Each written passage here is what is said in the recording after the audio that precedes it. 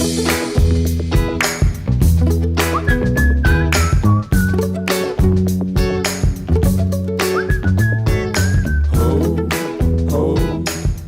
my name is Wilson. I'm a full-time wedding photographer based here in Vancouver. I've been shooting weddings for about 6 years now, and I mostly shoot around the Lower Mainland, though I've shot across Canada and internationally as well.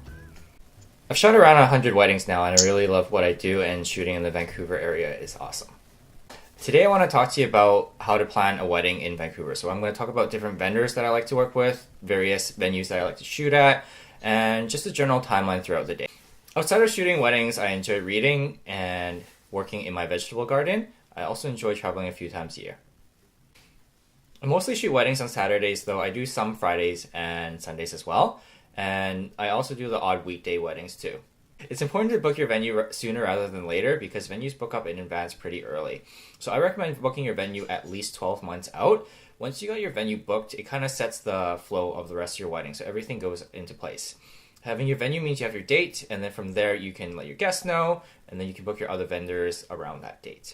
Now I'm going to tell you about some of the venues around the city that I love to work at, and perhaps you'd be interested in having your wedding there too. The first venue is Evans Lake. Evans Lake is actually not in Vancouver, it's in Squamish, and it's a perfect venue if you're looking for a venue that's more secluded, that's kind of in the middle of nowhere, because that's where it is. It's located in the middle of a mountain in Squamish, and when you get up there, there's actually really dodgy cell reception. So that's how you know you're really in the middle of nowhere. The wedding rental comes with the entire venue, which means you get the lake, you get the canoes, and all that. And of course, you can bring the canoes on the lake for some photos. The venue also includes cabins that you can sleep in with all your guests as well. So when you have a wedding there, you can be assured that all of your guests can have a good time because they'll have nowhere to go afterwards. One last thing about Evans Lake is that the venue staff are super friendly and they actually stay with you there the whole time that you're there. So you'll see them during the day, they'll help you with the setup, and you'll actually see them in the morning too, the next day during breakfast and tear down as well. The next venue on the list is Brockhouse. Brockhouse is located right at Jericho Beach, which makes it super easy for portraits. You can go there either before or after the ceremony, go to the beach, go to the park, it's all really close by. The venue is also tented, which works well in all weather situations, and the tent is actually really beautiful inside and super easy to shoot in. It's great for fun. Being at Jericho Beach, it makes it really easy for you to sneak out during golden hour, so if you want to sneak out for 5 or 10 minutes for portraits during sunset, it's super easy to do. Just walk out of your tent, hop over to the beach, grab some shots, and then come back in and join the rest of your guests for the party. Another venue I feel like that's worth checking out is Fraser River Lodge. Now, Fraser River Lodge isn't actually in Vancouver as well. It's in Agassiz, which is about 2 hours away from the city, but it is worth a trip. The backdrop of Fraser River Lodge is absolutely beautiful. You've got this mountainscape, which you can use for portraits and the ceremony as well. The venue is really beautiful, and the staff there are always friendly and helpful. Every time I've shot there, I've had a great time. Of course, there's many other venues around the city that are amazing to have your wedding at, such as Hart House or Cecil Green. Definitely take your time and doing your research in your venues, as this is probably one of the most important things of your big day.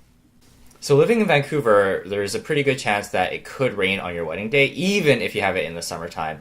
I've shot weddings where it absolutely poured in August and July. When it comes to portrait locations for your wedding day, if it's raining, there's generally 2 that I like to go to.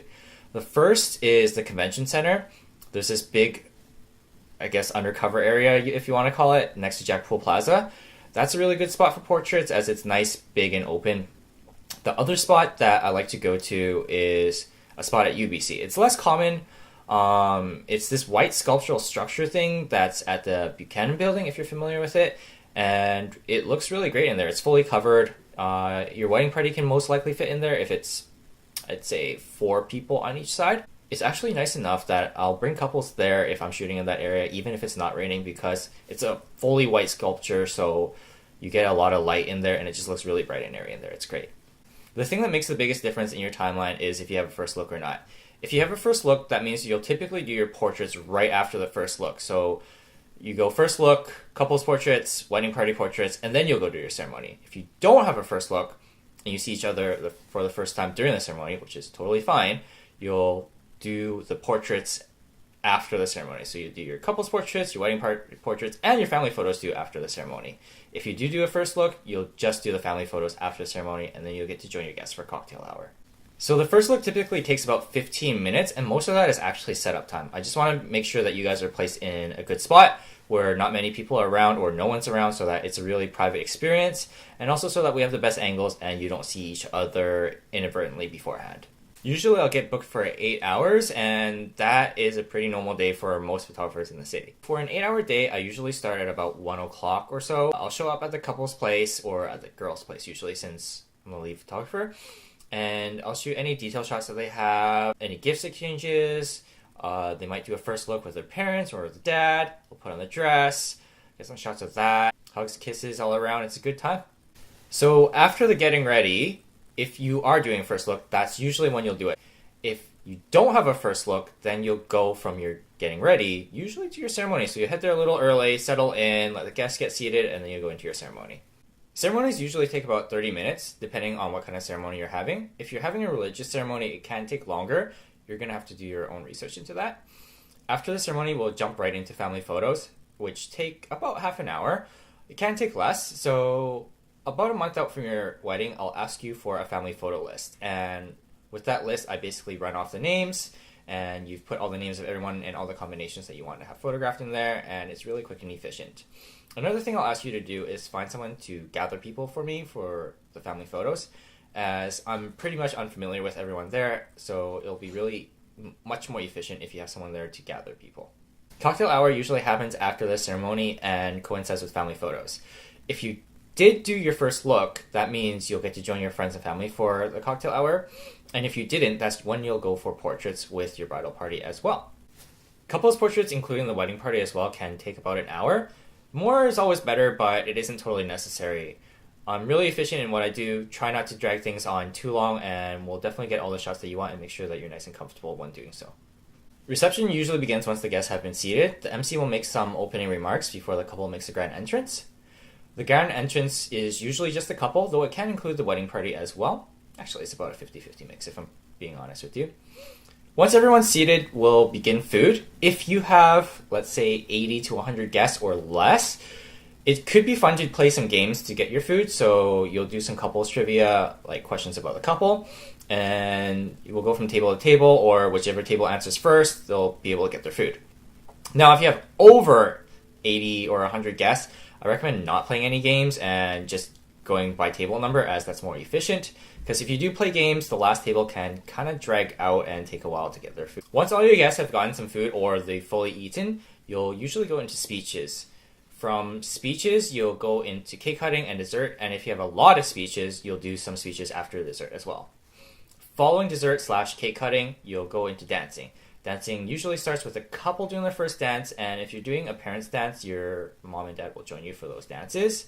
And after that, you'll typically have all your friends and family join you on the dance floor. Dancing, I usually shoot that for about an hour max. If you have a real party crowd, I can usually get things done in 30 or even 15 minutes because there's just so much energy going on the dance floor, and it makes it super easy to shoot.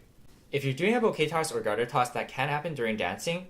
In that case, you'll stop the dancing and then you'll have those two events and then you'll resume dancing again. Or that can happen before any dancing starts, so before your first dance. I think the best way to do it is to see how things are going, the flow of the day, the energy in the dance crowd. If there's not much dancing going on, go right ahead and do your bouquet toss and garter toss. But if there's a good flow of dancing, then I just keep it going until things die down and then have that event. Have your DJ orchestrate that. They'll be the one to go to for that. Hopefully this gives you a good idea of how an 8-hour day can run. If you have any further questions, you can feel free to reach out to me or any of your wedding vendors, especially your venue, that will be able to help you out with your timeline as well. Now let's talk about some other vendors to consider to have on your team as well. For an officiant, I recommend Young, Hip, and Married. They do really personalized ceremonies that are really personal to the couple, not cookie cutter at all, and they're really fantastic at what they do. Every time I've worked with them, they have been amazing, and Sean is super sharply dressed. There's lots of amazing florists in the city. Some would be Balcony, Flowerella, as well as Green Stems, but again, there's tons that you can check out. For hair and makeup, I recommend Jane and Marie. One of the top priorities of your day is to stay on schedule, and a hair makeup artist is the first person you'll work with that day. And Jana is really on top of it, and she'll keep you on schedule and looking fantastic. There's a lot of other vendors that you can check out, such as planners. Sweetheart Events is really great. Dream Group is amazing too.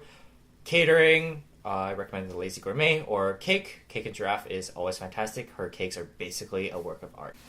Thanks so much for taking the time to watch this. I hope you were able to find something here that will help you in the planning of your big day. If you have any questions, please don't hesitate to reach out to me. I'd be happy to help you out with that.